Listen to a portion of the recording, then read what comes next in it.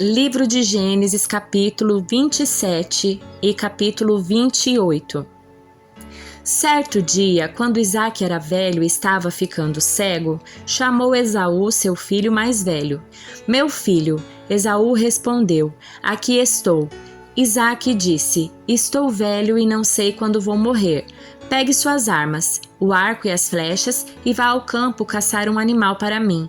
Depois, prepare meu prato favorito e traga-o aqui para eu comer.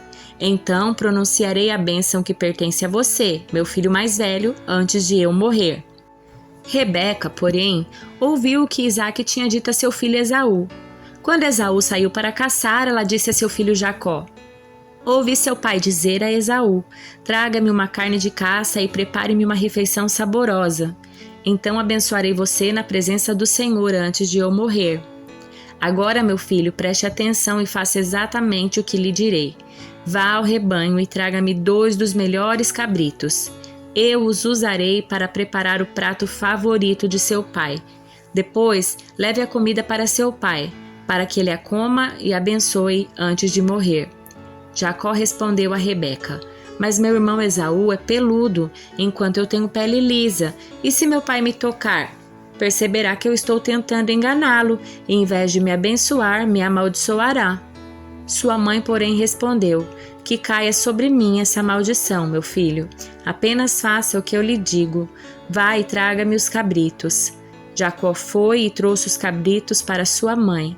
Rebeca os usou para preparar uma refeição saborosa do jeito que Isaque gostava. Em seguida, pegou as roupas prediletas de Esaú, que estavam na casa dela, e as entregou a Jacó, seu filho mais novo. Com a pele dos cabritos, cobriu-lhe os braços e a parte lisa do pescoço. Depois, entregou-lhe a refeição saborosa, acompanhada do pão que havia acabado de assar. Jacó levou a comida para o pai e disse, meu pai? Sim, meu filho, respondeu Isaque. Quem é você, Esaú ou Jacó? Jacó disse, sou Esaú, seu filho mais velho. Fiz o que o Senhor mandou, aqui está a carne de caça. Sente-se e coma para que me dê sua bênção. Isaque perguntou, como encontrou a caça tão depressa, meu filho? Jacó respondeu, o Senhor seu Deus a colocou no meu caminho. Então Isaque disse a Jacó, chegue mais perto para que eu possa tocá-lo e ter certeza de que é você mesmo, Esaú.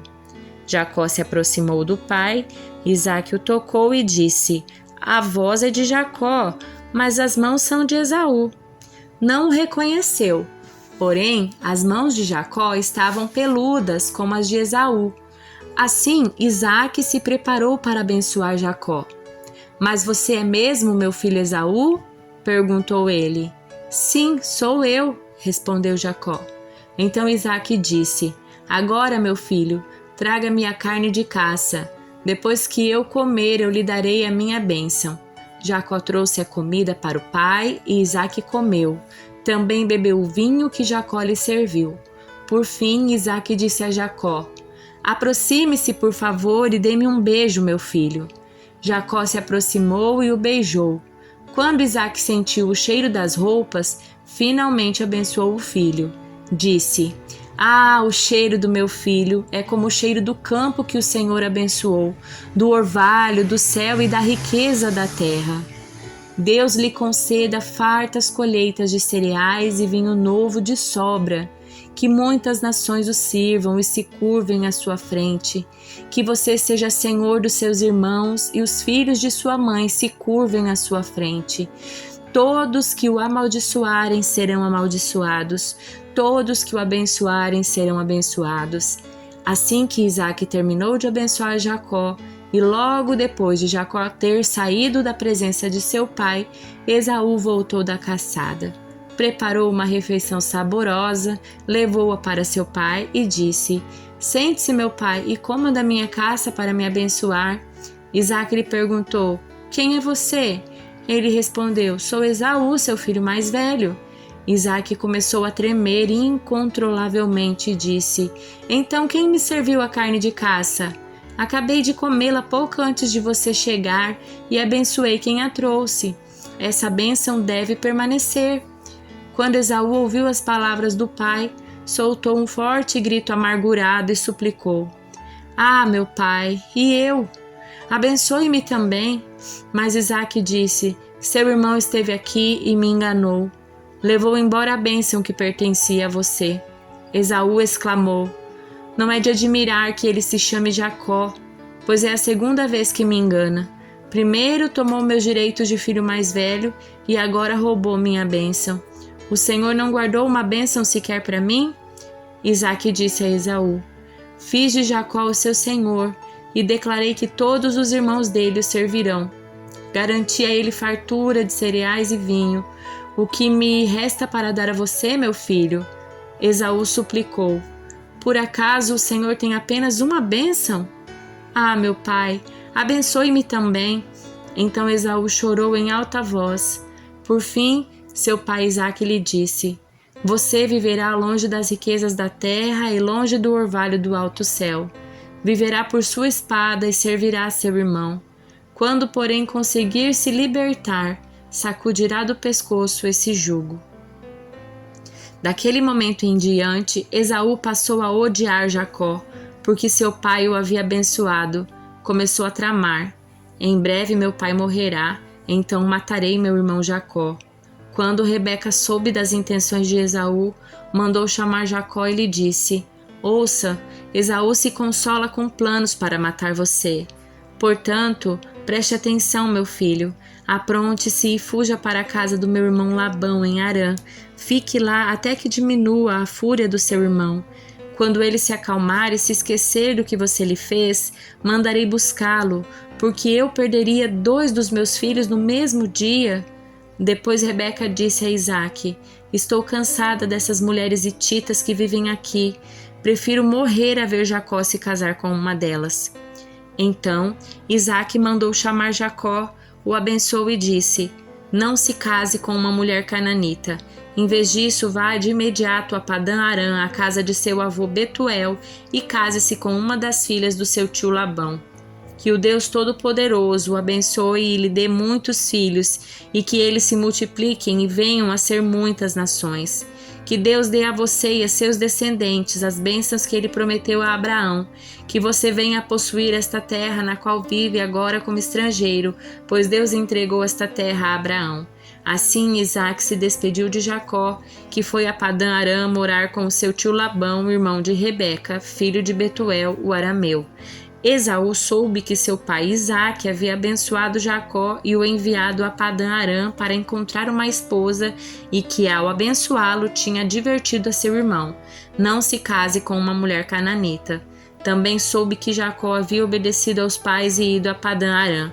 Quando ficou evidente que seu pai não aprovava as mulheres cananitas, Esaú foi visitar a família do seu tio Ismael e, além das 2 mulheres cananitas, tomou para si uma das filhas de Ismael. O nome de sua nova mulher era Mahlate, irmã de Nebaiote e filha de Ismael, filho de Abraão. Nesse meio tempo, Jacó partiu de Berseba e rumou para Harã. Quando o sol se pôs, chegou a um bom local para acampar, e ali passou a noite. Encontrou uma pedra para descansar a cabeça e se deitou para dormir. Enquanto dormia, sonhou com uma escada que ia da terra ao céu e viu os anjos de Deus que subiam e desciam pela escada. No topo da escada estava o Senhor, que lhe disse: Eu sou o Senhor, o Deus do seu avô, Abraão, e o Deus de seu pai, Isaque. A terra na qual você está deitado lhe pertence. Eu a darei a você e a seus descendentes. Seus descendentes serão tão numerosos quanto o pó da terra. Eles se espalharão por todas as direções, leste e oeste, norte e sul, e todas as famílias da terra serão abençoadas por seu intermédio e de sua descendência. Além disso, estarei com você e o protegerei aonde quer que eu vá. Um dia trarei você de volta a esta terra. Não o deixarei enquanto não tiver terminado de lhe dar tudo o que prometi. Então Jacó acordou e disse: Certamente o Senhor está neste lugar e eu não havia percebido. Contudo, também teve medo e disse: Como é temível esse lugar! Não é outro senão a casa de Deus, é a porta para os céus. Na manhã seguinte, Jacó se levantou bem cedo, pegou a pedra na qual havia descansado a cabeça, colocou-a em pé como uma coluna memorial e derramou azeite de oliva sobre ela. Chamou o lugar de Betel, embora anteriormente se chamasse Luz. Então Jacó fez o seguinte voto: se de fato Deus for comigo e me proteger nesta jornada, se Ele me providenciar alimento e roupa, e se eu voltar são e salvo à casa do meu pai, então o Senhor certamente será o meu Deus. E esta coluna memorial que eu levantei será um lugar de adoração a Deus, e eu entregarei a Deus a 10ª parte de tudo que Ele me der. Livro de Provérbios, capítulo 7. Meu filho, siga meu conselho. Guarde meus mandamentos como um tesouro. Obedeça a meus mandamentos e viva. Cuide das minhas instruções como da menina dos seus olhos. Amarre-as aos dedos como lembrança e escreva-as no fundo do coração. Ame a sabedoria como se fosse sua irmã e faça do discernimento um membro da família. Eles o guardarão da mulher imoral, das palavras sedutoras da promíscua.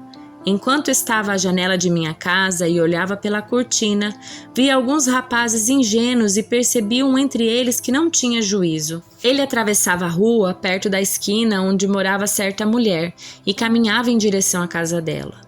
Era o crepúsculo, o anoitecer, quando caía a escuridão profunda. A mulher se aproximou dele com roupas provocantes e coração malicioso. Era ousada e inquieta, do tipo que nunca para em casa. Está sempre nas ruas e nos mercados à espreita em cada esquina. Abraçou o rapaz e o beijou e sem a menor vergonha lhe disse: hoje apresentei uma oferta de paz e cumpri meus votos, por isso estava à sua procura. Saí para encontrá-lo e agora o achei. Estendi lindas cobertas sobre minha cama e lençóis coloridos de linho egípcio. Perfumei minha cama com mirra, aloés e canela. Venha, vamos nos embriagar de amor até o amanhecer. Vamos desfrutar as carícias um do outro, pois meu marido não está em casa. Ele partiu numa longa viagem. Levou consigo uma bolsa cheia de dinheiro e só voltará no fim do mês. Assim ela o seduziu com palavras agradáveis e com elogios doces o atraiu. Ele a acompanhou de imediato, como boi que vai para o matadouro, como servo que caia na armadilha, à espera da flecha que lhe atravessará o coração, como pássaro que voa direto para o laço sem saber que lhe custará a vida. Portanto, meu filho, ouça-me, preste atenção às minhas palavras. Não deixe que o seu coração se desvie para ela.